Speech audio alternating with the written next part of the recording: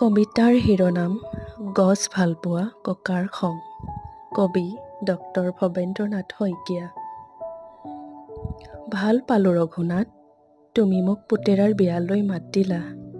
পিছে ৰভাখন দিবলৈকে আমলখি গছজোপা কিয়নো কাটিলা?